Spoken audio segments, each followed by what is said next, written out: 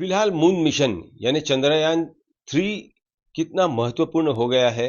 आखिर के 5 दिन में क्या कुछ होगा, इस बारे में हम बात करते हैं। हमारे साथ एनसीआरए के डायरेक्टर यशवंत गुप्ता सर है। उनसे पूछते हैं, सर क्या कहेंगे। अभी आखिरी के 5 दिन बहुत ज्यादा महत्वपूर्ण है। जो विक्रम लैंडर है, प्रज्ञान रोवर है, ये मेन डिटैच हो गए हैं आज, ऐसा कहा जा रहा है। यानी एग्जैक्टली क्या हुआ है और आगे का सफर कैसे होगा। तो जो हुआ है वो बहुत इम्पोर्टेंट स्टेप है। इसमें जो ऑर्बिटर है जो यहाँ से गया उसमें से लैंडर को अलग होना है ताकि वो जाके लैंड कर सके। और ये बहुत क्रिटिकल मैनूवर होता है। उसमें अगर कुछ गड़बड़ हो जाए तो प्रॉब्लम हो सकती है। तो ये इसरो ने सक्सेसफुली किया, चंद्रयान 2 में भी सक्सेसफुली किया था।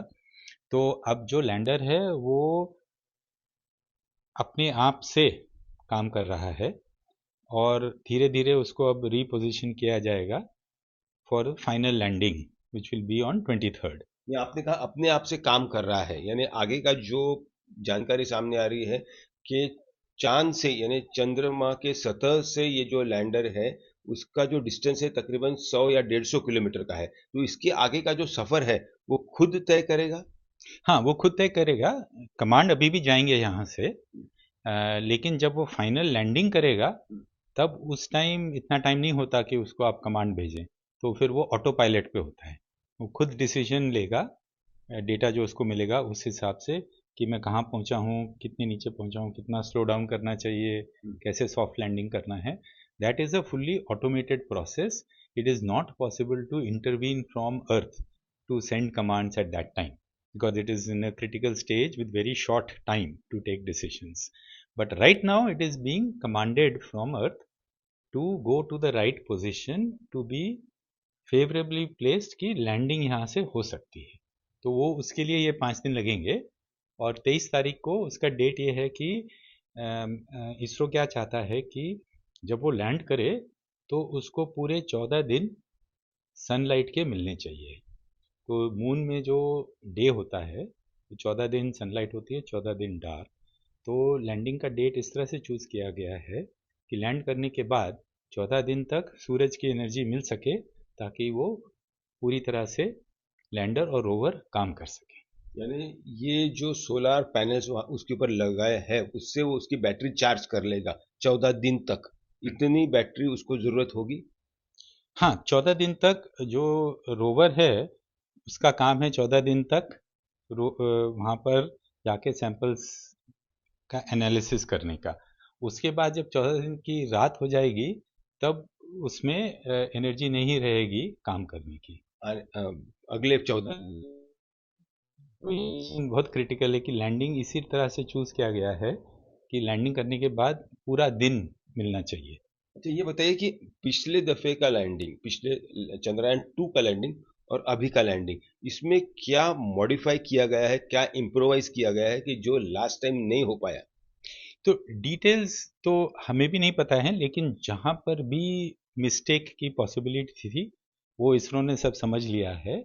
और उसके सेफ गार्ड्स, जैसे हमको लगता है कि यहाँ गड़बड़ हो सकती है तो क्या प्रिकॉशन लेना चाहिए, डबल प्रिकॉशन की ज़रूरत है, वो सब उन्होंने इसमें मॉडिफाई किया है।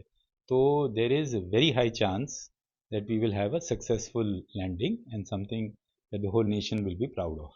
इसके अंदर अगर ऐसा पूछा जाए कि अभी जो लोग या बच्चा भी ड्रोन उड़ाता है और उसको भी एक ऑटो लैंडिंग की व्यवस्था होती है, कुछ गड़बड़ हो जाती है तो खुद होके लैंड कर जाता है, तो उसमें जो भी तकनीकी है, क्या इसमें बहुत हाई एंड ऐसी कुछ तकनीक है इस लैंडर में जो इसरो ने उसके अंदर फिट की है, जो ट्रांसमिट होके वहाँ की जमीन लैंडर से कितने दूरी पर है, वो कितने उसका जो ग्रेविटेशनल पुल है वो सारा स्टडी करके फिर लैंडर नीचे आना शुरू हो जाएगा। उस वक्त भी कोई इंजन या उसके अंदर जो बूस्टर है वो फायर होंगे क्या उसका स्पीड कम करने के लिए। हाँ, ये सब पूरा प्रोग्राम किया हुआ है हम्म। और बहुत केयरफुली वर्कआउट किया गया है कि क्या प्रोसेस होगा।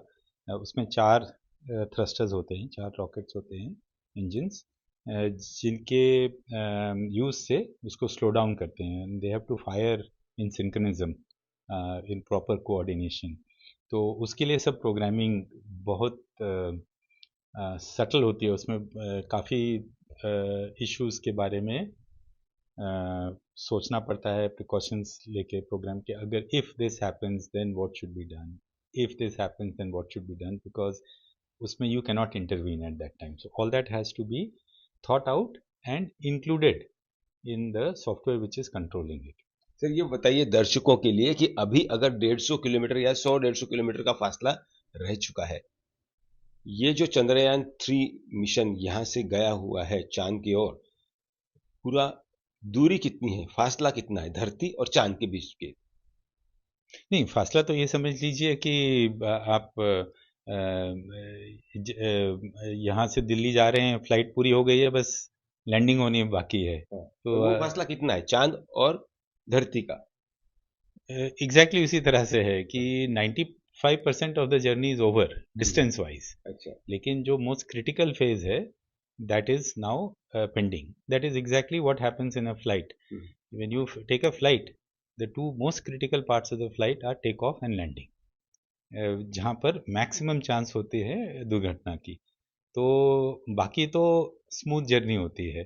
तो यही समझ लीजिए कि बस अब लैंडिंग होने वाली है, that is the most critical part. तो देखिए इस बार सबको उम्मीद है कि इस वक्त चांद पे जो लैंडिंग होगी लैंडर की वो बहुत ज़्यादा स्मूथ और आरामदायक होगी, जिसके बाद जो भी एक्सपेरिमेंट्स कैरी आउट करने हैं इसरो को, वो सफलतापूर्वक ये लैंडर और प्रज्ञान जो रोवर है वो करता रहेगा. कैमरन गोपाल हरने के साथ पंकज खेलकर, पुणे, आज तक.